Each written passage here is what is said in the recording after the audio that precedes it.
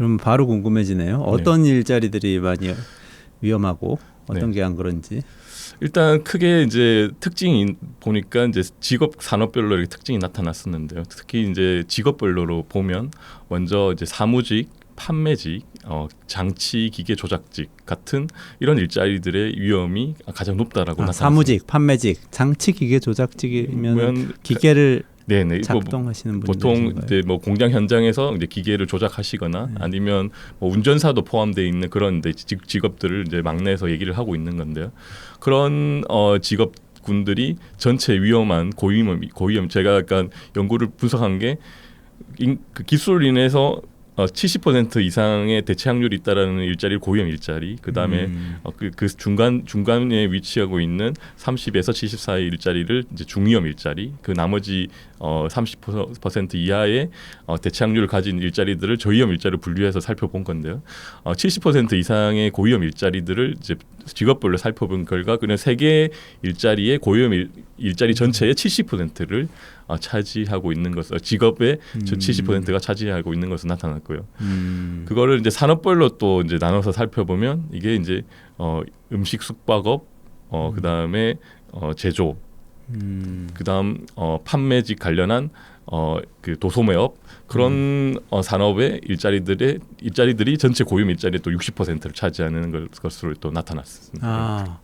근데 궁금해지는 게 도소매 음식 숙박업은 계속 늘어나는 걸로 제가 알고 있거든요. 네네. 그리고 처우도 상당히 안 좋고. 네네. 그러면은 어떻게 해석해야 되나요? 연구하신 거는 이제 기술 때문에 줄어들어야 맞는 것 같은데. 그게 굉장히 재밌었던 부분이기도 한데요. 사실 이때까지 저희가 이제 자동화의 그 흐름을 크게 이제 살펴본다라면 결국은 농업 사회, 산업 사회, 서비스업 사회로 이렇게 어떻게 보면 사회가 계속 변해 왔지 않습니까? 우리도 분명히 이제 그 해방 이후에 농업 사회에서 급격하게 산업 사회로 바뀌었고 최근에는 이제 서비스업 일자리들이 많아지는 이렇게 서비스업 일자 중심 사회로 이렇게 바뀌어 왔는데 그런 서비스 일자리 중에 많은 영역을 차지하는 부분들이 방금 말씀하셨던 음식 숙박업이라든지 도소매업 이런 일자리였습니다. 그러니까 그런 일자리들은 어떻게 보면 상대적으로 기술 혁신이라든지 아니면 무역이라든지 이런 거에서 좀 자유롭거든요. 그렇기 때문에 제조업같이 어떻게 보면 기술 혁신이 굉장히 빠르고 무역에도 영향을 미치는 경우에는 일자리가 굉장히 빠르게 변하는 걸 관찰할 수 있었는데 그런 일자리가 줄어들 때 이런 어떻게 보면 로컬 일자리라고는 로컬 서비스업 일자리들이 늘어왔다라고 볼 수 있습니다.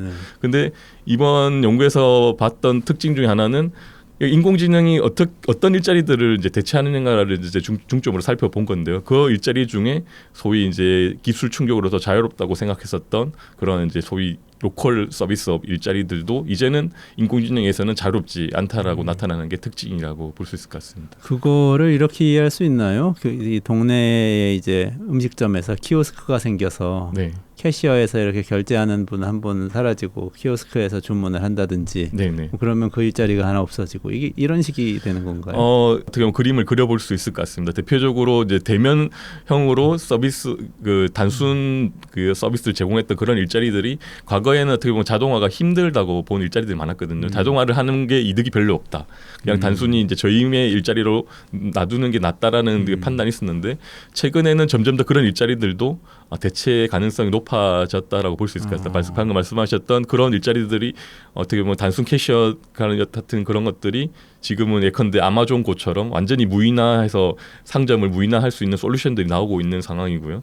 또 하나 이제 청소 같은 것도 어떻게 보면 대표적인 대체 자동화가 힘든 일자리라고 여겨져 왔었는데 뭐 최근에 점점 더 로봇들이라든지 이런 것들이 자동화를 하는 경우가 많아지고 있다라고 볼 수 있을 것 같습니다. 그러게요. 참 인천공항에 갔더니 안내 로봇이 돌아다니더라고요. 예전에는 안내는 인포메이션 데스크에서 사람이 응대하면서 친절하게 해줘야 되는 서비스라고만 생각했는데 이제 로봇이 다니면서 필요한 사람 있으면 버튼 하나 누르면 말로 설명을 해주고 그렇게 달라지는 거 보니까 위기의식이 저는 어떻게 보면 더 커지는데요. 왜냐하면 지금까지는 기술 때문에 일자리 없어지는 문제는 공장에서 일어나는 일이라고 생각하고 우리는 이제 선진국 되니까 서비스업 많이 늘리면 된다. 서비스업 쪽에 생산성 늘리고 처우 개선하자. 이게 주로 뭐 경제학자들, 경제 전문가들이 주로 하던 이야기지 않습니까? 근데 거기서 일자리가 없어진다고 그러니까 그러면은 뭐 어떻게 되는 건가 하는.